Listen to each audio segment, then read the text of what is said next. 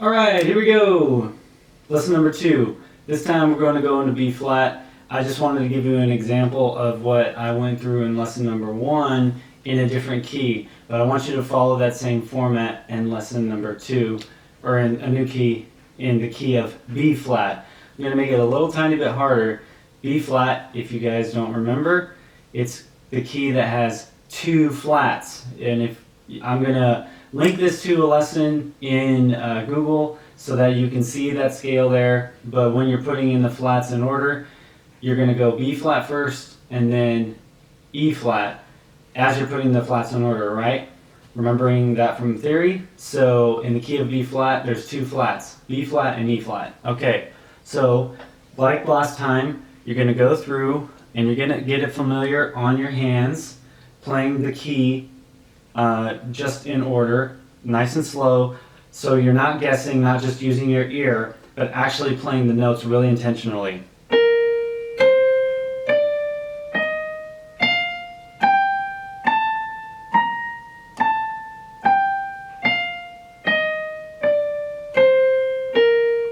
Now again, I'm not going to be super picky about how your fingering works, but with the key of B flat, because you start and end on B flat, which is a black note or a black key, then I would suggest not starting with your thumb, because it makes you have to shift your entire hand up. That's going to be a lot easier when you start playing it a little bit faster later on.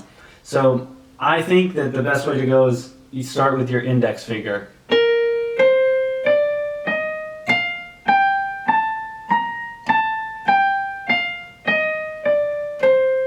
So you're crossing over between B flat and C. And again, just like in the key of G, I want you to be able to get used to it and actually say the notes out loud as you're playing through them.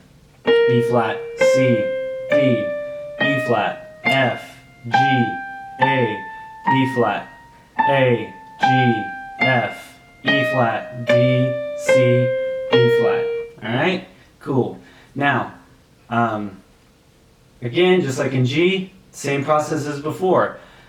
Also do it in scale degrees, so you also internalize what the scale degrees are as you play them. In the key of B flat, one more time. 1, 2, 3, 4, 5, 6, 7, 1, 7, 6, 5, 4, 3, 2, 1.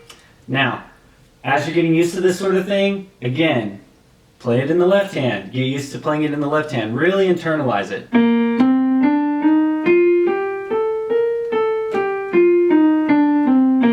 Alright, cool. So, from there, let's think back to what I went through in the first lesson, where we play 1 and 5 as you're playing it in the right hand. This is something that's going to take time, and that's okay, but I want to make sure you put at least a little bit of time every day to doing this.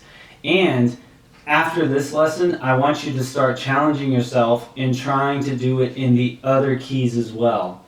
I'm going to challenge you, those of you that are doing this work at home on your own, I'm going to challenge you by asking you to keep me up to date on which keys you're learning how to do this, and then I'm going to assign you another key, and I want you to follow that same process. So when you put a video together, show me this sort of stuff in each new key, and I guarantee you that as you do this, you're going to internalize these keys a lot better.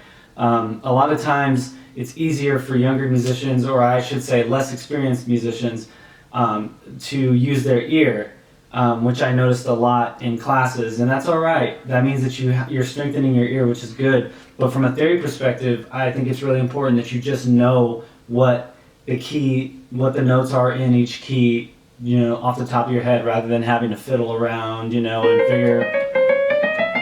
trying to figure out which one it is supposed to be. So, in the key of B flat, 1 and 5 would be what? B flat and F, alright?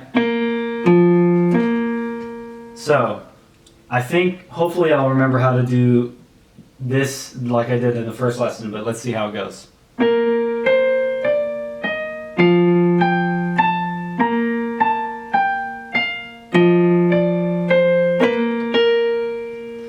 I missed my key a little bit there. But again, on your way down, you want to hit 5 in the left hand which in this key is F, the note F. You want to hit it when you hit the 4th degree pitch on your way down. And it does work. It does work, even though it sounds kind of like, well, why wouldn't, I can imagine somebody might ask me, why wouldn't you change on when you're on the F so that it matches up? I mean, that does work, but I'm thinking a little bit more in a rhythmic context, because just like I said in the first lesson, please make sure that it's in tempo. I want you to be in tempo as you're doing this sort of stuff, okay? Even if it's a slow tempo, that's fine, as long as it's in tempo. One more time.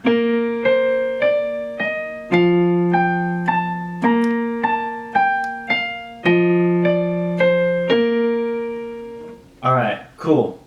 So that's just an example of the first lesson in a new key, just to kind of give you that sort of idea. I'm not going to do that same video for every single key, even though the other harder keys will be a little bit more challenging. I may do that for the really hard ones like F sharp or C sharp, but I also want to see if you can take what I've been looking at here and doing with you here and see if you can apply that to other keys that get increasingly harder sharps and flats on them. All right?